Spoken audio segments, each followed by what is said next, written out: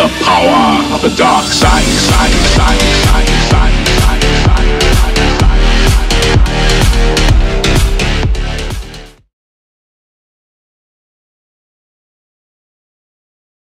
Here we are on day 4 of the home theater project. I haven't done much in the room other than drag this big cabinet over here with the idea of installing the projector under the top part of that cabinet. That way I don't have to install it in the ceiling and run ugly wires across the wall and all that stuff. And although I purchased a silver ticket 120-inch diagonal projector screen yesterday off Amazon, I believe I've ordered it from a scammer and I do not think I'll ever receive it. So I decided to go pick up some boards and I'll go ahead and build myself a frame tonight. I don't yet have the blackout cloth, so I'll just get the frame done, make sure it's the right size for the wall, and then we'll do the material later. And that should make it easier to actually get the frame mounted to the wall and know how to mount it. So I'll do all that without the material. One question that I have is whether I will corner cut those ends or just do a straight cut. So do it like a picture frame or like any other frame. Like this is probably corner cut right here. It's hard to see. Okay, like that.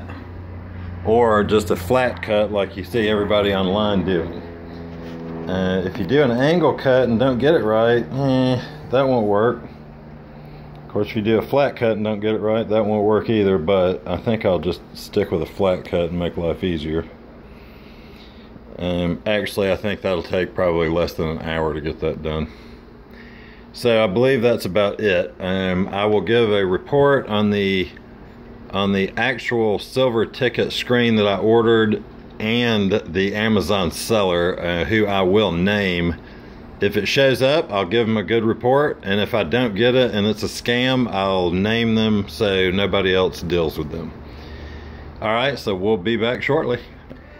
Alright, so I believe I've actually discovered the final position for the projector, which instead of attaching it and screwing it underneath upside down right here in the bookshelf,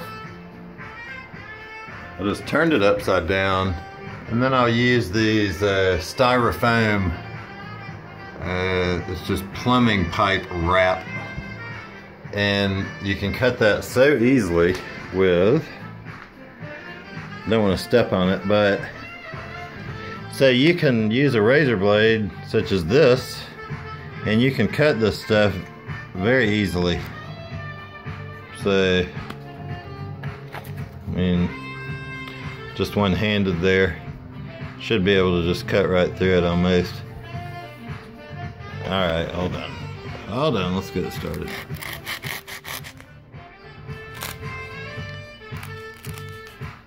I'm screwing that one up, but you can make little small slivers, you see,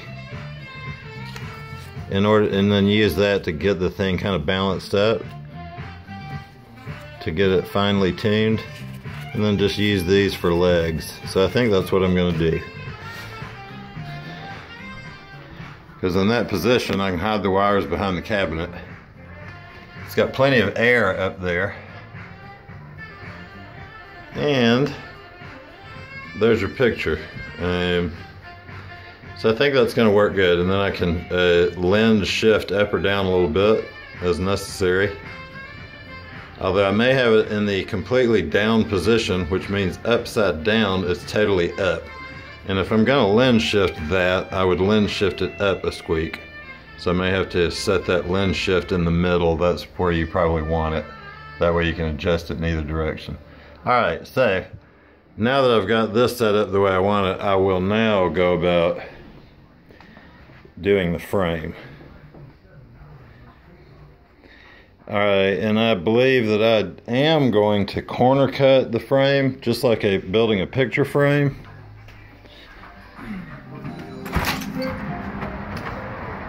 Okay. So I've got my miter saw set at a 45-degree angle. 45 there. Same as on that side. Do either side. Okay. Then I've done a couple of little practice cuts. So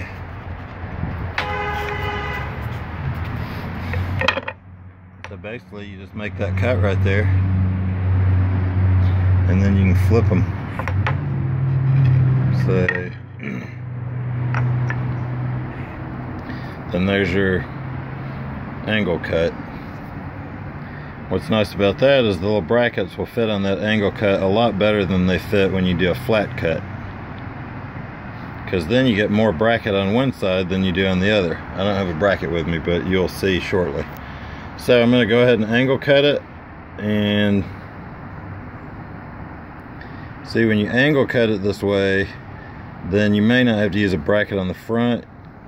You might be able to drill in and reinforce using T-screws that way, as opposed to putting a bracket here, and then that way the felt tape will look perfect. Really, I wouldn't mind using 1x2s to build it, but I've got 1x4s. Because they didn't have 1x2s or 1x3s that were long enough, so 1x4 should work. Alright, so we'll get busy on that here in just a moment.